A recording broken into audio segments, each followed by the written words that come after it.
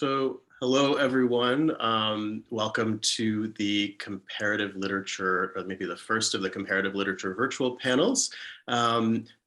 Today we have just two speakers with us, Tim Watson and Yasi Naraki. So our first speaker today is Tim Watson. Tim Watson is an assistant professor of classics in the Department of Modern and Classical Languages and Literatures at the California State University in Northridge. His research focuses on the rhetoric and discourse of corruption in the late Roman Empire, and quite fittingly, both on that topic and for the Las Vegas conference theme, his paper title today is "What Happens in Baiae Should Stay in Baiae: Empire and Luxury on Ausonius's Moselle." So, Tim. Thank you, Kyle, and thank you the rest of you. Thank all of you for your efforts in this conference. As I mentioned to Kyle earlier, this has been a paper that I've sort of long wanted to present in Las Vegas. So finally, after something like 14 years, here's the opportunity. All right, so yeah, there might be some context, I guess, historical context questions, since I study late antiquity, the late Roman Empire, that you all might have at the end. So write those down and feel free to ask them of me later. I don't know exactly how generalized my paper I was able to make my paper.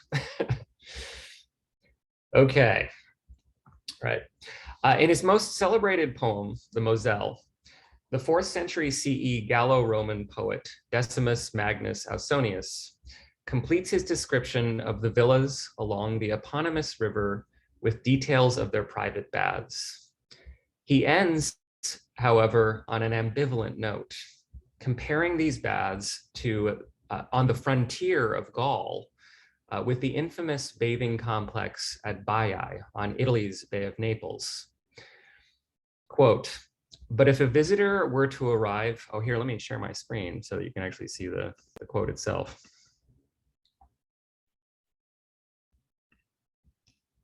I also have subtitles enabled on my PowerPoint, so hopefully that'll be recorded and they'll be accurate. All right. So here's our quote. "But if a visitor were to arrive here from the shores of Cumae, he would believe that Euboean Baiae had gifted a miniature likeness of itself to these places, with such great refinement and elegance entices, and yet their delights furnish no luxury." Now, within the Latin literary tradition, Baiae had long held a reputation as Rome's sin city. Seneca offers the strongest condemnation in his Moral Epistle 51, claiming that, quote, "luxury has handpicked it as her own resort," and describing it as, quote, "an inn of vices," where you can see drunks roving along the shores, party boats, lagoons ringing with music, and other sins luxury not only commits, but makes public. This reputation was still current in the 4th century, more than 300 years later, can be seen in the writings of Ausonius's friend and correspondent, the Roman senator Quintus Aurelius Symmachus. Symmachus associates the town with luxury in his first oration, which I'll talk a little bit about today, and several letters as well. And he even provides a list of sins similar to those of Seneca. And in his 8th book of letters, letter 23, he also lists singing on boats, gluttonous banquets, frequent trips to the baths, and shameless young swimmers, meaning that they're probably naked. Yet, in spite of its long-standing infamy, Baiae and its surroundings appear in Ausonius's Moselle as a comparandum 3 or possibly 4 times. This paper begins to answer why. Following the lead of Danuta Schanzer, I shall argue that Ausonius was inspired by the orations of Symmachus, delivered to the Emperor Valentinian and his son Gratian, while the two were both at the imperial court at Trier on the Rhine frontier. However, whereas Schanzer focuses on orations 2 and 3, Symmachus delivered 3 orations total there, I contend through its concern with the corrupting effects of luxury, the Moselle is also in dialogue with oration 1. When analyzed in dialogue with this oration, Ausonius's Moselle can be seen as an ode to his fellow inhabitants of Gaul, emphasizing their perfect balance of natural beauty and human refinement. Yet at the same time, the references to Baiae and the Bay of Naples serve as a warning of the threat posed by luxury. In other words, what happens in Baiae should stay in Baiae. So first, I'm going to tackle Symmachus. Oh, this is an image of a recent reconstruction of Baiae by a French archaeologist. So this is what it would have looked like in his heyday.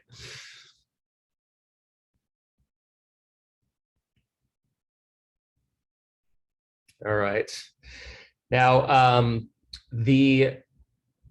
delivered at the imperial court in Trier in 368, in honor of the 5-year anniversary of the Emperor Valentinian's rule, Symmachus's first oration takes the form of a biographical encomium, and true to its form, devotes much of its body to the deeds of its subject. So here, this just to give you a sense of where we are. We're over here. This is what's now Trier, but it's called Treueri in the Roman Empire, and that's where the imperial court was, basically defending the borders against Germanic invasions.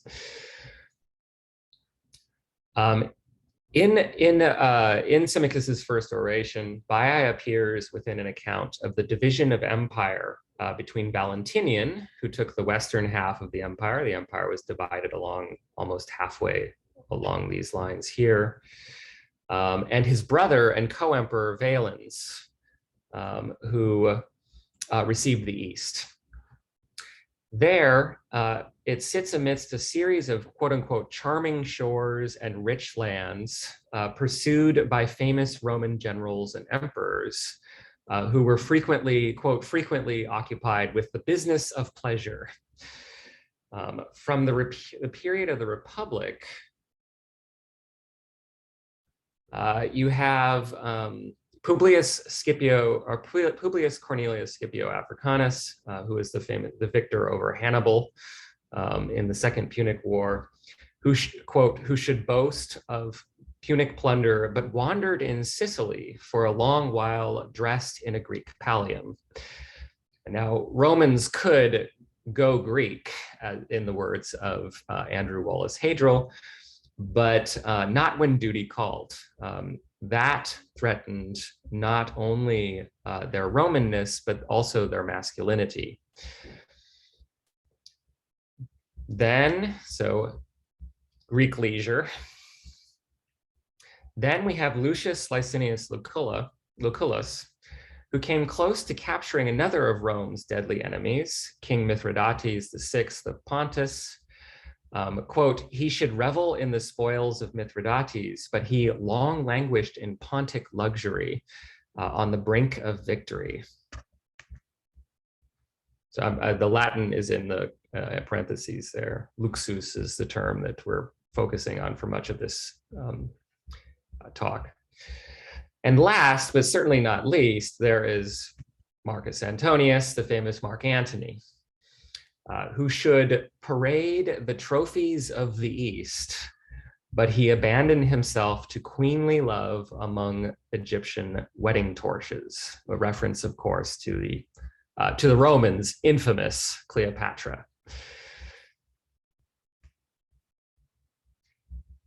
Now, turning to the empire,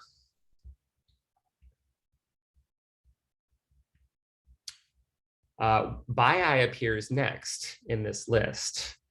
And it's actually the abode of Augustus himself, the first Roman emperor. followed by 3 other quote unquote charming locales and emperors on holiday. Behold, Augustus claims Baiae for himself from the adjoining sea, and the empire's spending serves the levies at Lake Lucrinus. So this region appears a lot in the Moselle. Tiberius is revered while swimming and sailing among his island lodgings. That's probably Rhodes and Capri. Antoninus Pius pursues leisure at Caieta, which is also on the Italian coast, so a nice region. And in the Lyceum and Academy, a more relaxed Marcus Aurelius is heard speaking. Again, another Roman who has gone Greek at the wrong time. Now, conspicuously absent from this passage are any overt references to the military campaign Symmachus so explicitly included in his Republican exempla. In the case of Augustus and Baiae, our subject, the senator alludes to the then future emperor's campaign against his political rival turned pirate, Sextus Pompey, and the construction of a naval harbor in the region. But the language betrays a polemical intent.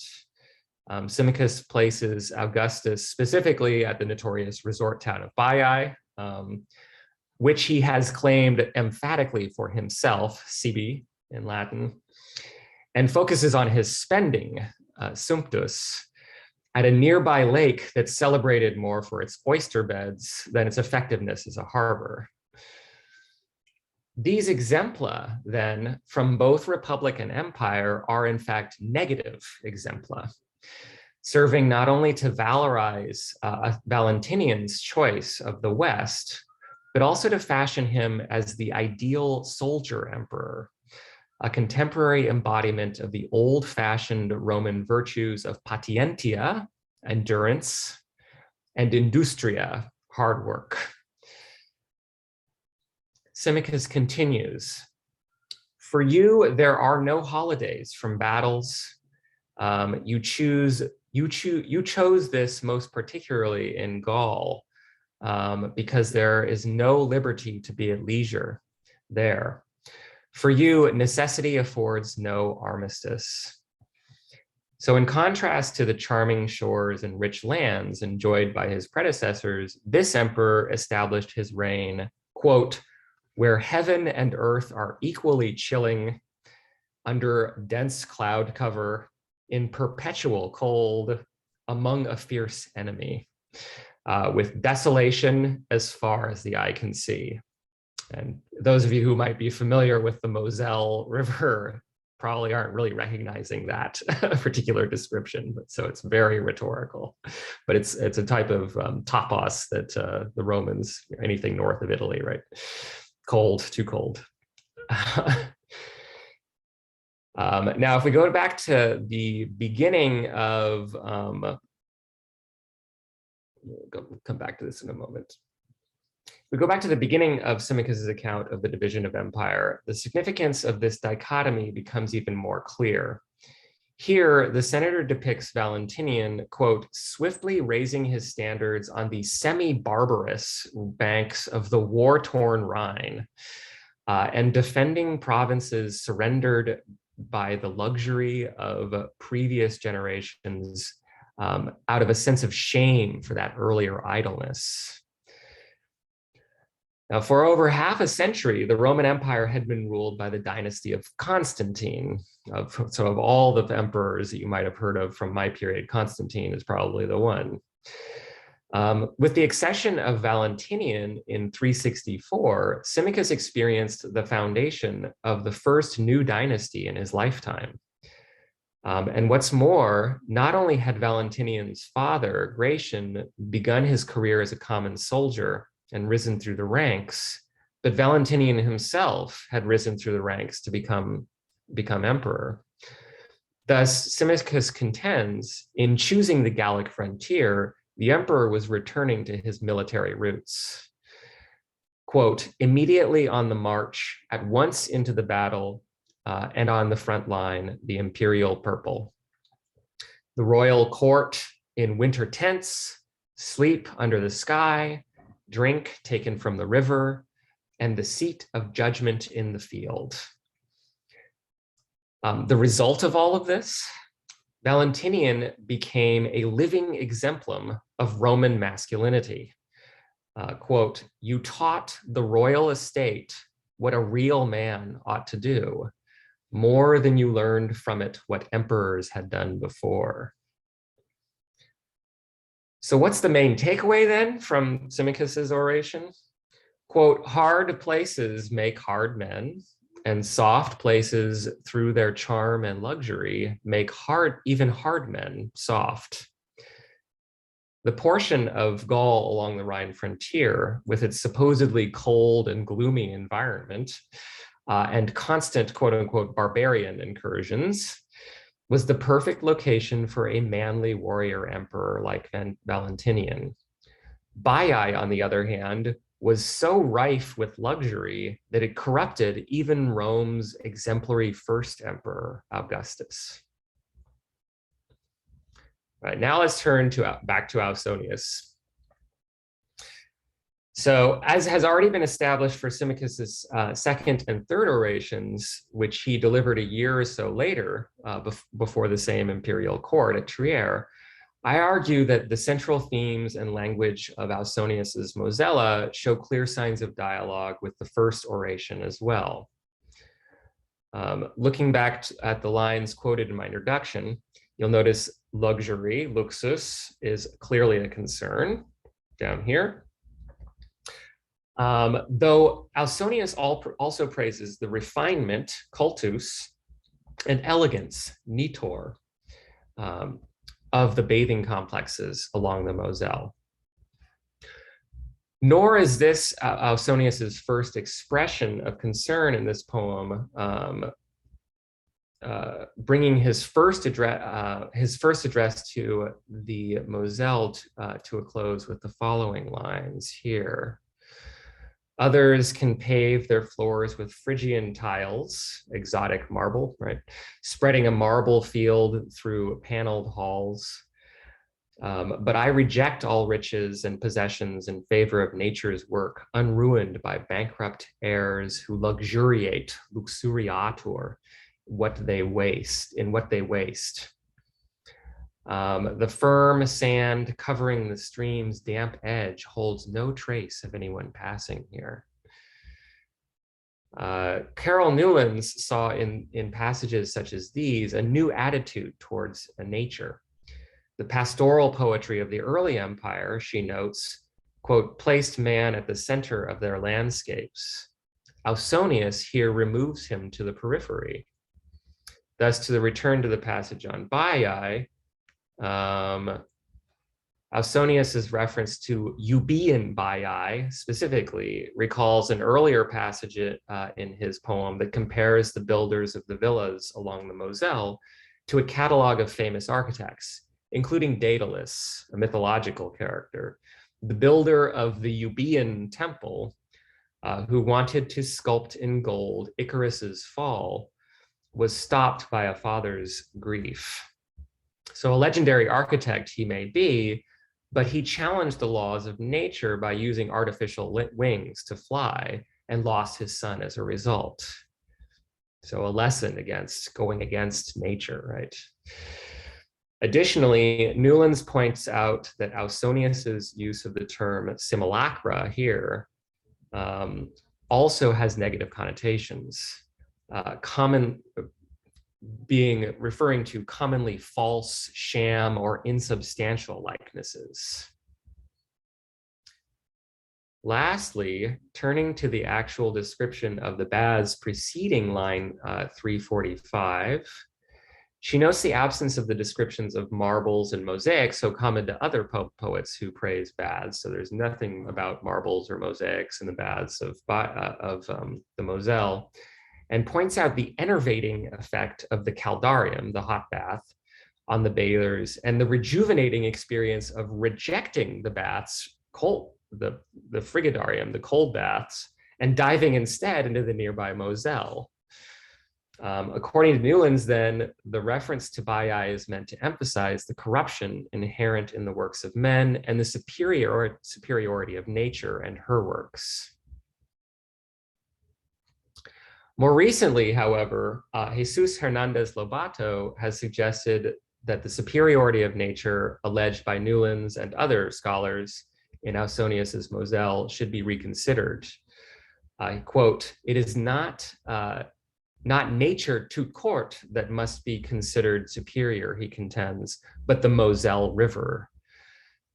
Building upon the work of René Martin, who saw in Ausonius's depiction simultaneously an Italy in miniature and a synthesis of the Greco-Roman world, Hernandez Lobato sees the Moselle as, quote, "a powerful metaphor of Rome and its government throughout the world as embodied in the person of the emperors." And through his hymn to the Moselle, Ausonius, quote unquote, optimistically celebrates this new translatio imperii, shift of location of empire, as a sign of the survival and definitive universalization of Rome's civilizing power. But what role does Belgae play in this seemingly optimistic imago imperii, image of empire? The answer, I argue, lies in another couple of Hernandez Lobato's observations. First, he notes the river had already had a long literary tradition in Ausonius's times as an image of the ever-changing, the fleetingness, the ungraspable, the slippery Heraclitean flowing of the always unstable reality. By no means could it be considered the ideal image to praise the intended stability and solidity of the Roman Empire, and it could hardly fit a real imperial propaganda program. There have been several attempts to see Ausonius's Moselle as fitting an imperial propaganda program. Second, Hernandez Lobato had earlier re-emphasized the importance of Virgil as both an intertextual source and as a constant point of reference in the construction of the new political ethos of the Moselle. And Virgil does indeed seem to be on Ausonius's mind as he introduces Belgae as a comparandum. So returning to the very first line here, his fictional visitor arrives at the resort town from the shores of Cumae, the location of the entrance to Virgil's underworld in the Aeneid, and where his hero, Aeneas, had revealed to him the future global dominance of his Roman descendants. Yet Virgil did not compose his Aeneid as mere propaganda or with unmitigated optimism. So while it is true that his poem does put forward to its readers a program of conventional Roman values, this program, in the words of Catherine Toll, is fraught with difficulties and traps. In other words, Toll continues, the Aeneid puts forth a program of values that both non-controversially reproduces conventional Roman formulations, and at the same time makes clear that acceptable subscription to the program cannot take the form of uncritical conventionality, but must consist of vigorous, vigilant interrogation and reflective scrutiny. I suggest that this Virgilian program can also be seen in Ausonius's Moselle. And when seen in this light, Belgae becomes a difficulty to overcome and a trap to be avoided. But the question now is by whom? Within the Latin, the answer to this question lies in an oft-neglected addressee of the poem, the Belgae. Within the Latin literary tradition, the Belgae are one of three super tribal units of Gaul, along with the Aquitani and the Celtae, or the Gauls proper, whose territory was bounded by the Marne and Seine rivers to the southwest and the Rhine River on the east. The famous Roman conqueror of Gaul, Julius Caesar, described them so.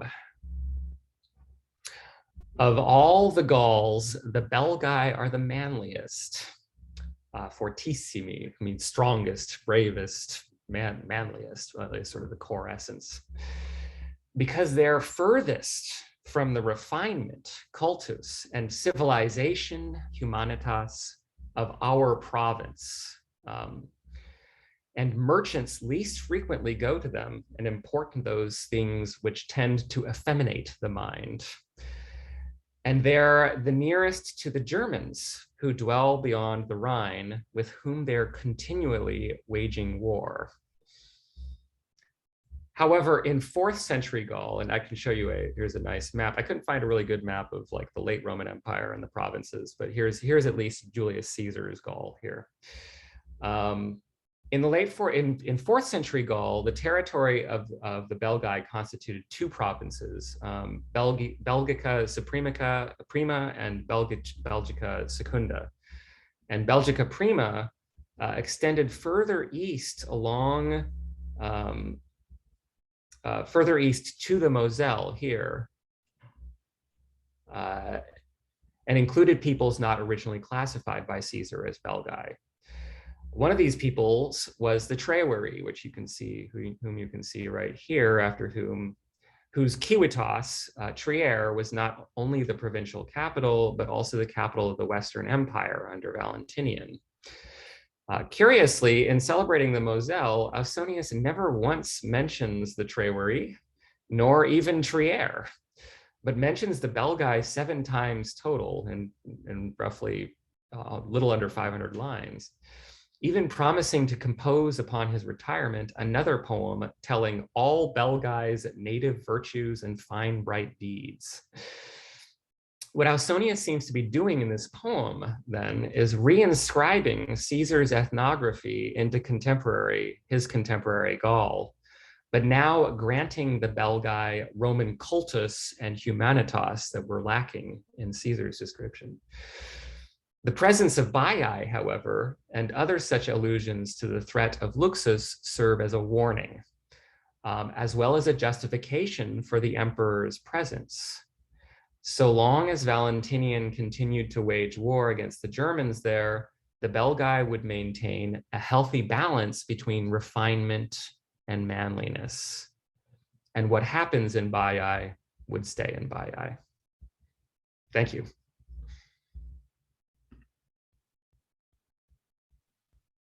Thank you. Thank you so much, Tim. Are there any questions from our audience? Yeah, Yasi. I would love to know more about Romans could go Greek. And especially, yeah, how does that threat, I mean, but not when you said, but not when duty calls, and how that threatens masculinity.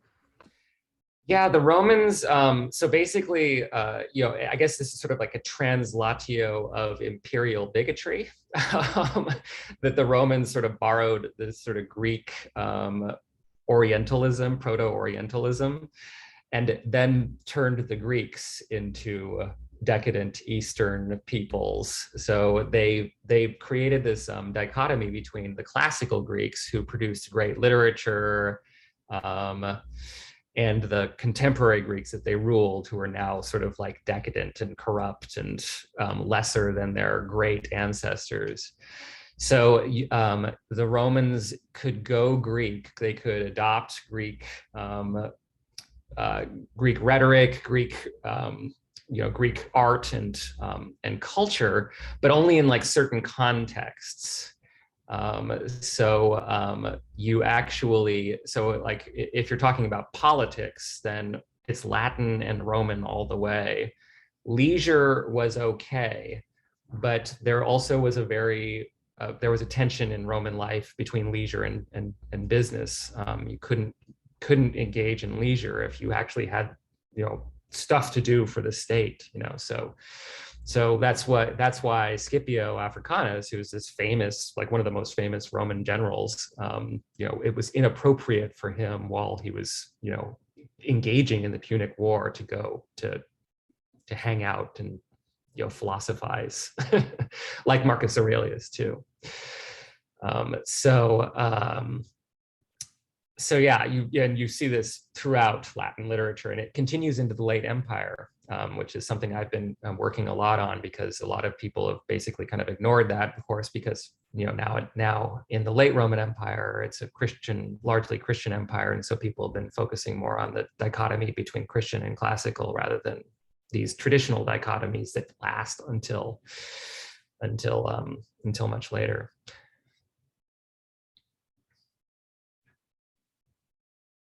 Martin, yeah. It's just, can you hear me? Yes. Okay, so this is just a small linguistic question. In that last quotation you were discussing about the Belgae, you had, masculine, it's fortissimi, but I was wondering, do you know what the word is that was used for effeminates the mind? I'm curious about this. In my own field, this is something Emerson is obsessed with, the things that effeminate the mind, but I'm wondering that, it seemed like the manliest one was not necessarily inherently gendered in its etymology, but I wondered if the effeminates was. I can look at, I can actually, I think I have it open on one of my tabs. So what I'll do is I'll escape from I'll stop sharing this screen and go to share my, here's my, and we can take a look at it. So here is the Latin, right? It's actually effeminando, so it's very, it's very literal translation, yeah. But there's a ton of Latin words that, like molitia, for example, softness, anything really revolving around softness can also imply effeminacy to the Greeks. Thank you. To the Romans, rather, to the Romans. Thank you. And thank you for that paper. Yeah. Thank you for coming. I mean, Marlene, you mentioned something about contemporary analogies. Did you have anything in mind in particular?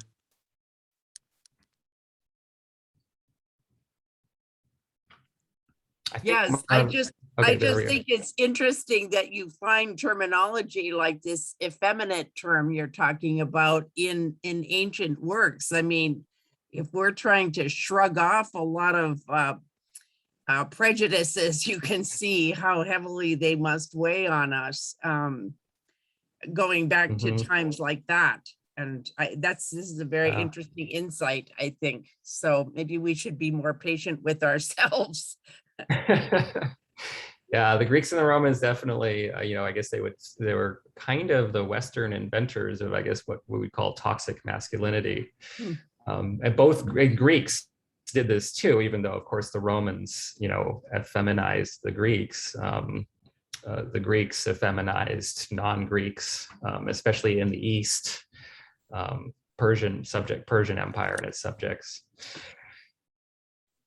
So I have a number of questions, and I'll at some point, Tim, catch up with you for all of them. But the one that came to mind, just at least immediately, since you kept coming back to Virgil, especially in response to Yasi's question about the Greek bit, is since you mentioned Book 6 of the Aeneid and the underworld.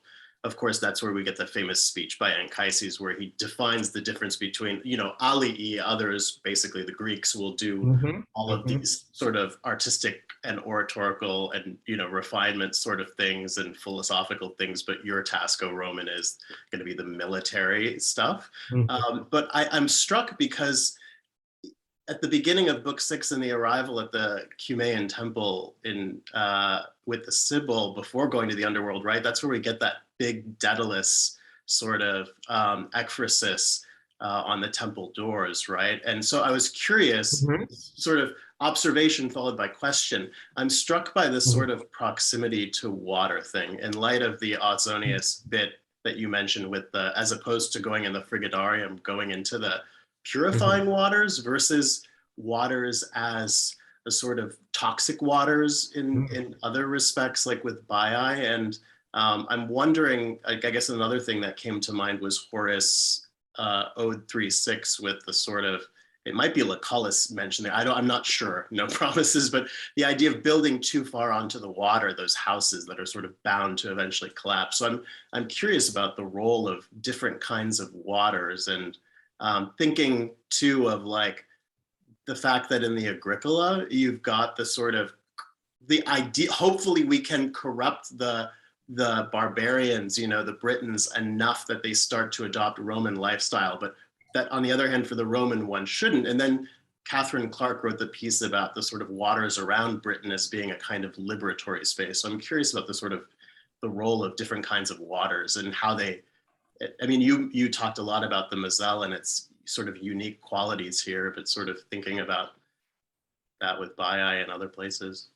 Yeah, no, that's definitely a good direction to go in. I certainly wouldn't be the first. I mean, that's actually sort of where most of the scholarship lies, is actually in analyzing the symbolic symbolic nature of the Moselle itself, because most of a large section of the poem describes the Moselle and the things that happen along the banks, the things that happen in the rivers, in the river itself. And then there's all sorts of river references to the rivers of Gaul more broadly, and then joining up with the Rhine. And so there definitely, there's definitely been a lot of discussion of what, and of course Caesar himself divides Gaul along lines of rivers, right? So it's sort of a very traditional way of understanding the geography of Gaul specifically. So Hernandez Lobato actually has a whole, and there's been a bunch of more metaphorical analyses, symbolic. I think there's one that's called neo-allegoresis that one scholar has offered.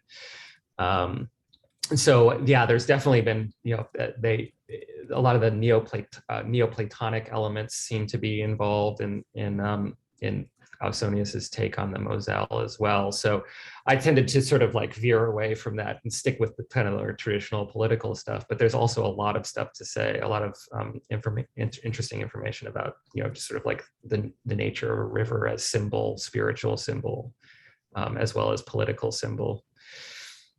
But yeah, that's sort of not necessarily the direction I'm going in for this particular paper. But it is certainly worth exploring. Awesome, thank you. So, and all of those authors, by the way, that you mentioned, he seems like Ausonius is incredibly well aware of, like, Horace is in there, Virgil is mentioned a ton of times, and Statius too. Statius, the Baiae, I could have avoided that as well to keep within the time. The Baiae quote is actually a refashioning of one of Statius's descriptions of baths. That's what Carol Newland's focused on. Interesting. One last thing, because I want to make sure I give enough time to Yasi, both for talk and for Q&A. Is the Symmachus list was interesting. And I was struck by the fact that Nero doesn't come up, given the party boats on the Tacitus sort of party boats on the Tiber, that sort of corrupted the Tiber with his sort of bringing, and speaking of the Greek, or the emperor who really went Greek with sort of putting on singing and performing and all that stuff. Does that come up at all in any of the? Oh yeah, it's interesting. It is an interesting list. Tiberius, of course, is fairly notorious, but Augustus, Antoninus Pius, very rarely gets badmouthed by anybody in the Roman tradition. And Marcus Aurelius, he could, depending on who you're talking about, he could be received negatively. But those are all, other than Tiberius, exemplary Roman emperors. So I think that's, like, again, the statement there is that, that Valentinian is even stronger than these, exemplary Roman emperors. He's certainly no Nero or Caligula. Yeah. Caligula actually did a bunch of works in his boat's still there, right, in the museum nearby. So bridging the Baiae to another region, kind of like Herodotus's depiction of Xerxes bridging the Hellespont. So yeah, so there were other things, certainly other things that that Symmachus could have drawn on, but he seems to have decided to go for those good emperors, mostly good emperors specifically, perhaps to even elevate Valentinian even further. Interesting. Awesome. Well, Tim Watson, thank you again Thank you for your paper. I just want to make sure, yeah, I leave enough time for Yasi. So is there a way to unshare the? Oh yeah, sorry, that's me. No, that's okay. Thank you again, Tim. Our next speaker is Yasi Naraki. Yasi received her PhD in Comparative Literature, Theory, and Criticism from the University of Washington in 2018. And her dissertation was titled A Natural History of Genius, Aesthetics, Ethics, and Totalitarianism. Her project thinks through the concept of the genius as an ambivalent figure that is revised in the late 18th century to denote a singular man capable of originality. This line of inquiry argues that this radical conceptualization of genius sets up systems of knowledge whose logic inevitably promotes a movement towards nationalism and further into totalitarianism. And she currently teaches in the English department at Gonzaga University. And her topic, I believe, is along these same lines based on the conversation we had before the panel. It's entitled Houses of History, Roy, Faulkner, and the Historicizing of Human. Yasi. Thank you. As evident from my bio, I heavily do critical theory. So I wanted to go back to my roots and do textual analysis. So this paper is a little bit of a departure for me, or at least what I have been doing in the last few years. So bear with me, I guess. Excuse me.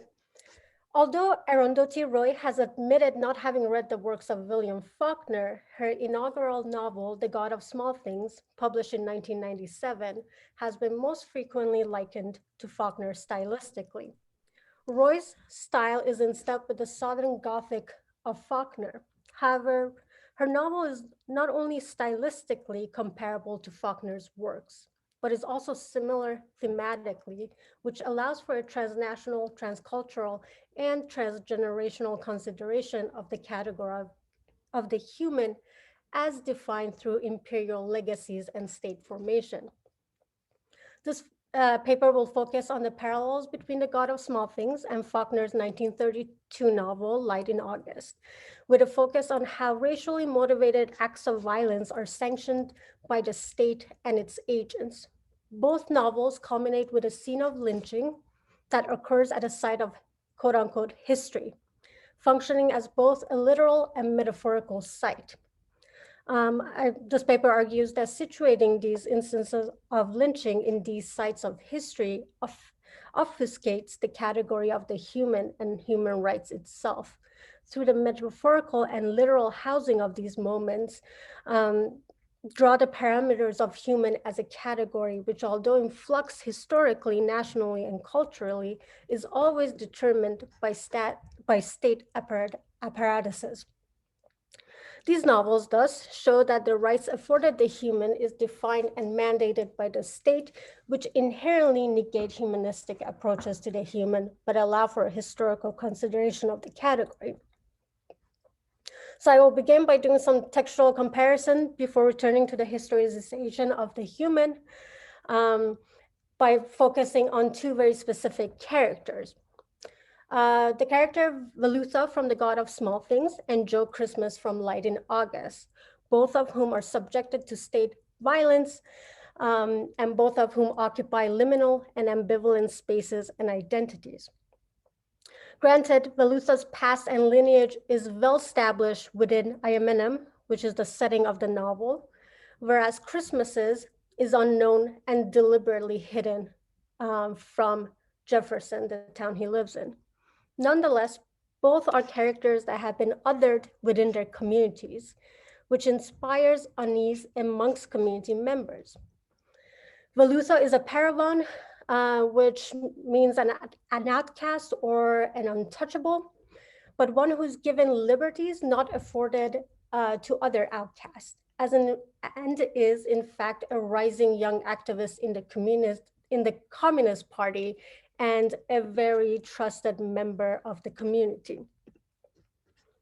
What makes the upper caste uneasy about Velusa is his intelligence and political promise. He, in essence, represents an instrument of change who threatens the status quo. In the ultra-religious Deep South, Christmas's name alone is enough to make him conspicuous. When he arrives in the town of Jefferson, he's thought to be a foreigner due to his name and darker complexions. His co-workers argue if he's from Italy or not. Although a Black man, and that's the secret or lineage he deliberately hides, he passes as white, but not Southern Christian white that makes up the population of Jefferson.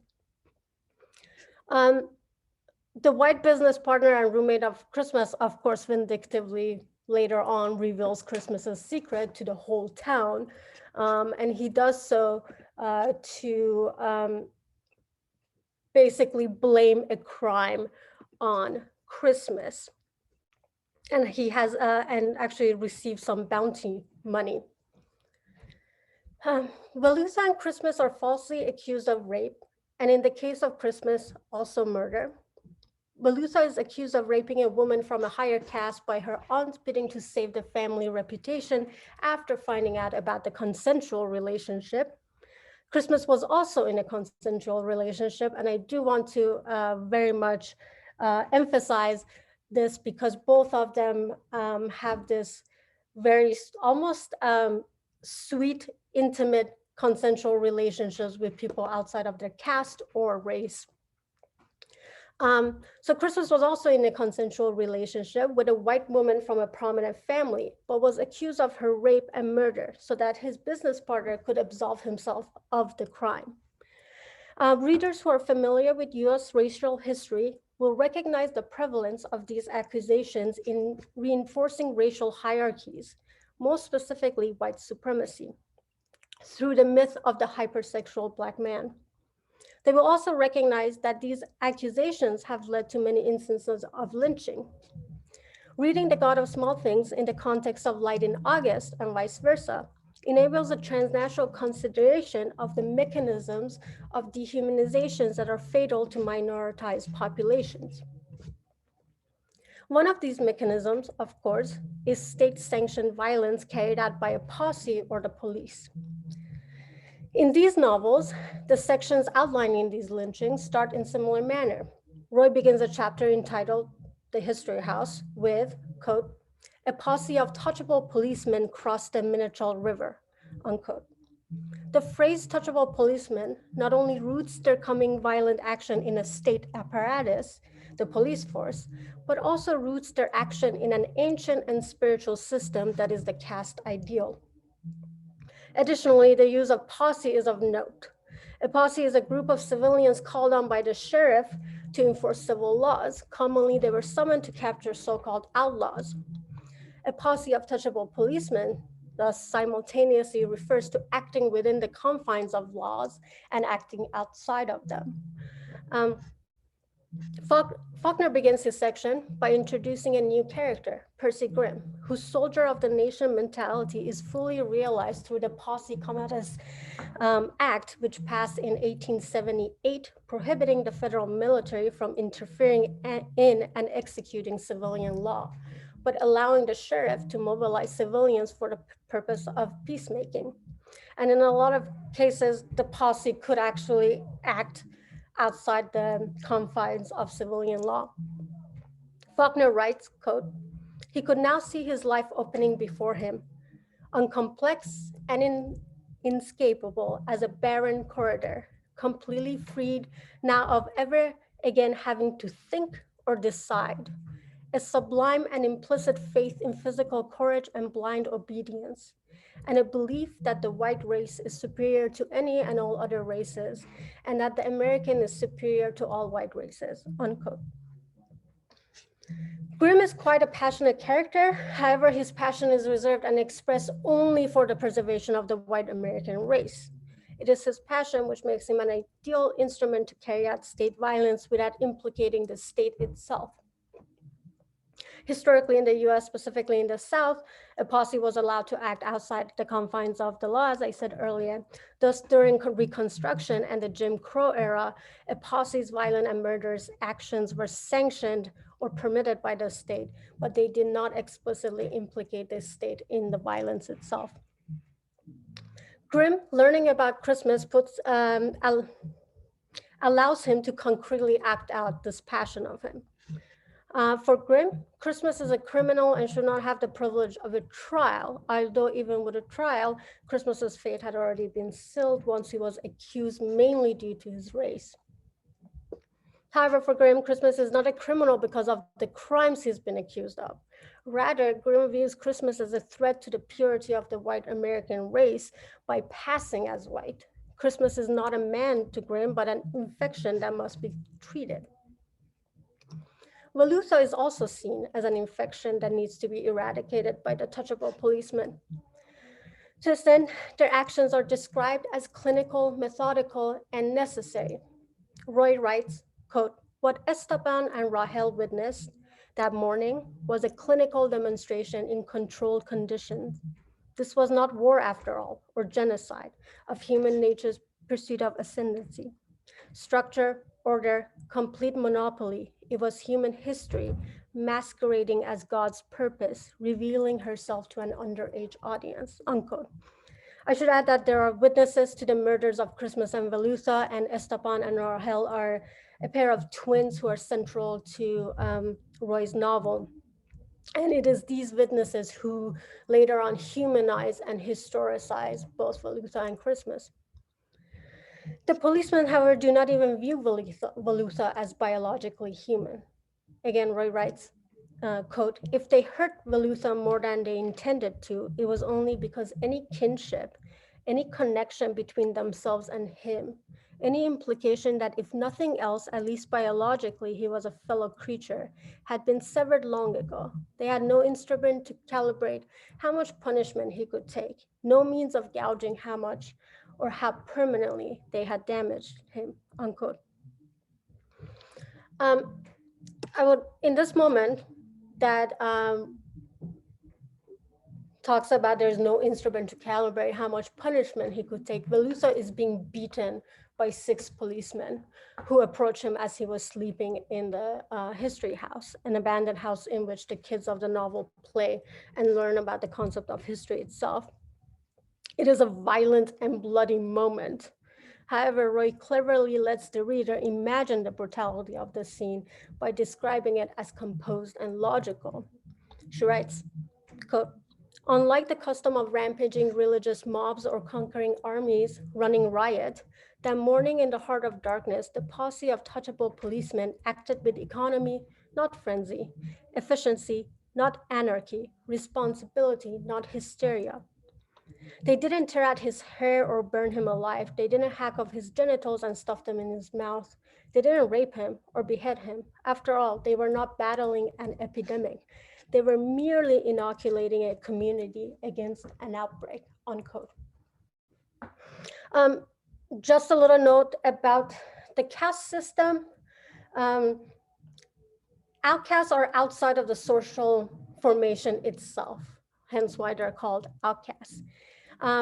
Even though they have been laws in India banning discrimination against outcasts as early as 1948, and Velutha's murder takes place in late 1960s, outcasts to this day are still viewed as foreign to and even parasitic to the social body in the public conscious. So Velutha, in essence, by being in a relationship with a woman from a touchable caste, has infiltrated and infected the community.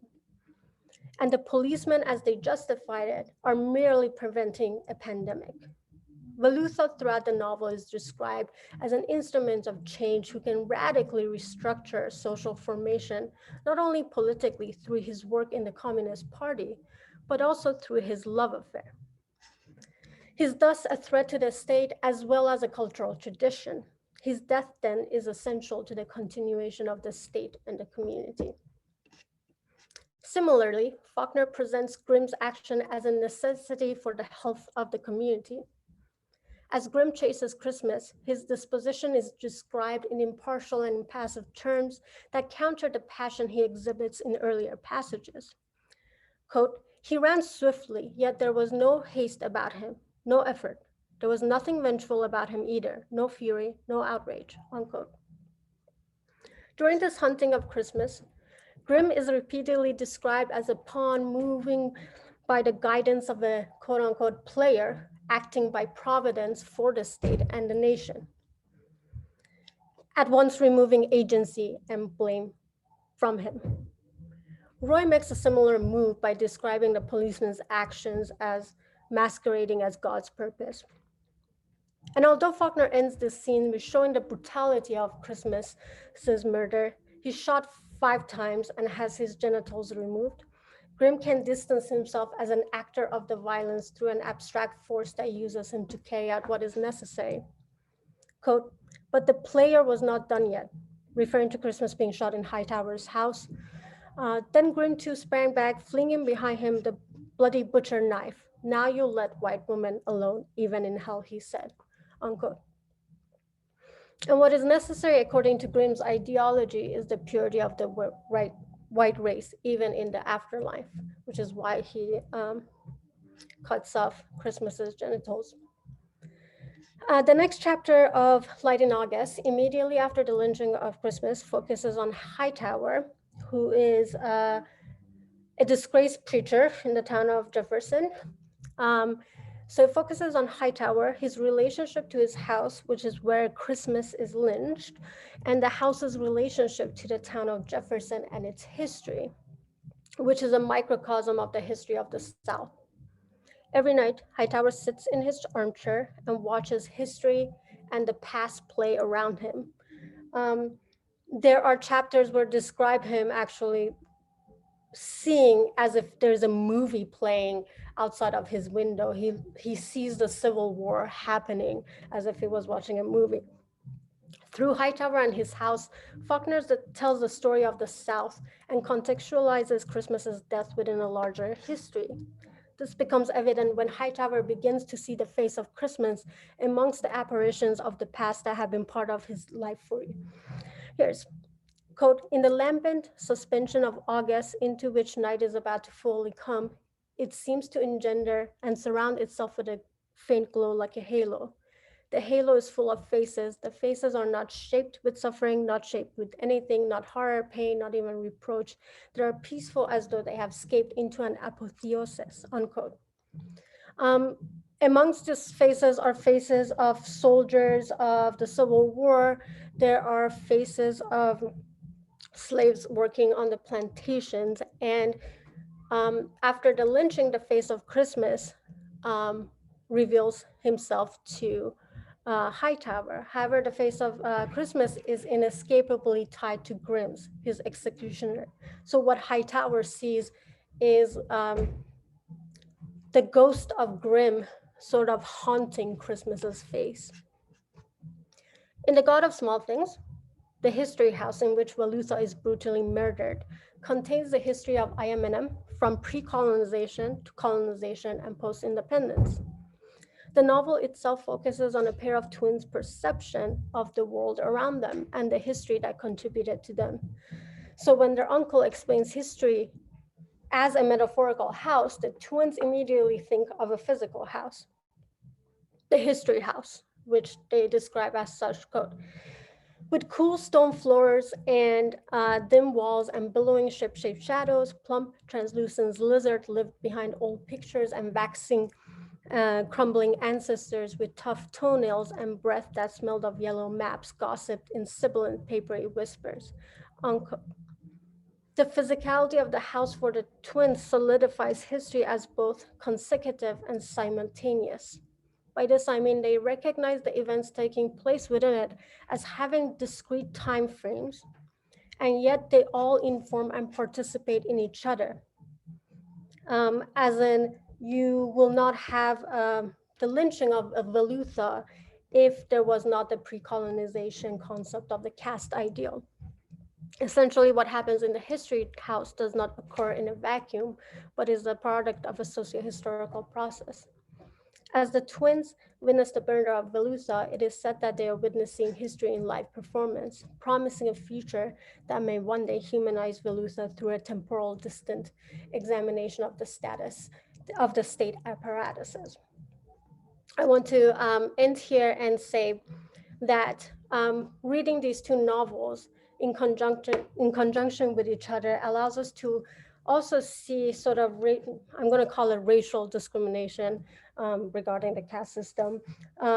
So we can see racial discrimination not unique to the US, but also as a transnational phenomenon, if you will, that is repeated and is acted out not only in the 1930s Deep South, but also in the 1960s in India, and also in the 1990s of India, which is the two time frames of the God of Small Things. And I would like to end here, I guess. Thank you so much, Yasi. Are there any specific questions from the audience? Can you hear the music? My upstairs neighbor is playing very loudly. Okay. I thought that was actually coming from one of my neighbors. So. Oh, no, it's my neighbor. I'm sorry. That's fine.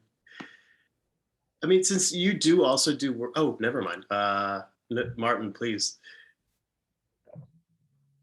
I was just Go first, yeah. Okay, sure. I was just going to ask a theoretical question since you do a lot of work with critical theory, and you said you began your talk by talking about how you wanted to get in the textual for this, but I was struck throughout as I listened to the talk, and especially the sort of liminality of sort of between state and non-state, sort of subject, non-subject. I couldn't help but think of Akile Mbembe and necropolitics, the sort of death within life, and I was curious if that sort of fits into your larger project. And also, given that he's citing Hannah Arendt and he's citing Foucault and biopolitics and dealing with history across national lines, like US, but also European histories during different time periods. Yeah, so I do actually work a lot on Hannah Arendt, so that is fitting, but I don't quite work on biopolitics, I should add, but I am very much interested in the idea of how there are specific populations that are always already liminal. So, oh my God, I'm so sorry. This is very loud behind me. It's very Vegas apropos, I guess. Yeah. So, where was I? These human categories that always occupy these liminal spaces, and that's how we actually as readers from a temporal distance can actually recognize when there are crimes against humanity itself, when we look at what crimes have been committed on these liminal bodies, like Christmas, who passes as white but is not, or Valuta, who's an outcast and yet can be an engineer at the same time. I don't know if that answered your questions. Thank you, yes. Martin. Yeah, I think I mostly just had some associations, not so much a question. One was just to react affirmatively to what you said at the end, using the term racial discrimination in connection with outcast. And it's an obvious thing, but I think I just heard it in a different way in the context of your historicizing of the human, because it's racial discrimination on whether someone is in the human race or not in the human race, right? That's the race that there's racial difference, but there's species of the whole category, right? That is, I was interested to target that term where they deemed that he was not a fellow creature. Yes. What do you think is meant by like fellow creature? Like, is that because fellow creature, it might even be lower than not saying they're human. It's like denial of animacy or what? Yeah. Yeah, it's actually in outcasts are also in a weird way seen as objects. There is this whole tradition where, well, I don't know how familiar you are, but they have to cover their mouths when they speak to somebody from the quote unquote caste system, so they're not breathing on them. they have to walk backward and erase their footprints with a broom so as not to leave behind any sort of physical reminder of them actually existing. So that is, it's not even that they're not, at least in that code, it's not that the policemen are not seeing him as human, but actually as somebody who's living, Yeah. or has ever lived. Yeah, I mean, I just think that, well, the association you had there, like, covering the mouth so you don't breathe. It seems to me to connect to what you're saying, that the metaphor that was used is one of inoculation or preventing an outbreak. And that was the other place where I had kind of my theory moment of association, where, this is something that both Derrida and René Girard talk about, is the proximity of the words pharmakos and pharmakon, like that the scapegoat is the medicine. Yep. That forms the community. And Andrew McKenna's got a book called Violence and Difference that kind of synthesizes the Girardian with the Derridian on that kind of scapegoat mechanism. Yeah. To go off that, Serre's parasitic structure fits in with that as well. The fact that, yeah, the parasite is always used as the scapegoat for the nation. Actually, he talks about it as within the concept of nation formation. Oh, bless you for measuring. No one mentions Michel Serre. Like, I love Michel Serre.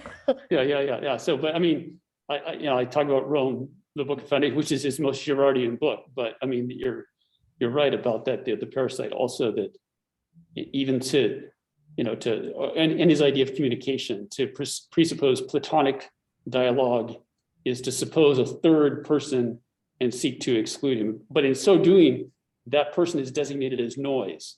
Yep. Rather than the human, right? That someone is incapable of speech, even those, the idea of the barbaric, right? Like incapable of language, right?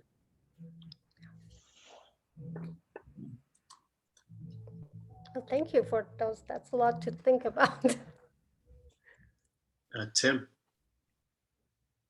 Yeah, I just was curious as to, because the metaphor of the outcast as disease, right? That's sort of that also appears a lot in the Greco-Roman tradition as well. It's some sort of curious. Is there actually a pre-colonization tradition of seeing that way in India? Yes, and actually during colonization, the Anglican Church deliberately went to convert outcasts to give them the promise of citizenship. And I know that like at least in the Greek, the whole concept of citizenship is very exclusive. So yeah, this is a very pre-colonized concept that the missionaries actually used to their benefit, but post-independence, now what you had is a group of previously Hindu outcasts who are now Anglican in a post-colonial India, who's trying to reject its Anglican past, basically. Interesting, thank you. And since you bring up the Greek bit, it's striking because often you get posse-like instances during heated moments of mob violence that are state sanctioned, in as much as the ecclesia like freaks out about something like Lycidas in book 9 of Herodotus for suggesting meat-izing, and then they decide to brutally murder him, throw his body outside of the city, and then the women respond, the women of Athens, by stoning his wife and children to death. So you have these kinds of frenzy posse moments of state sanctioned, however that is sort of loosely defined. Yeah. Well, it's 10:30, so if there are no other questions, I would like to thank the two panelists again, Tim Watson and Yasi Naraki, for their excellent talks. Thank you for sharing this. Of course, yeah. And I'm going to end the recording now. Thanks, Martin.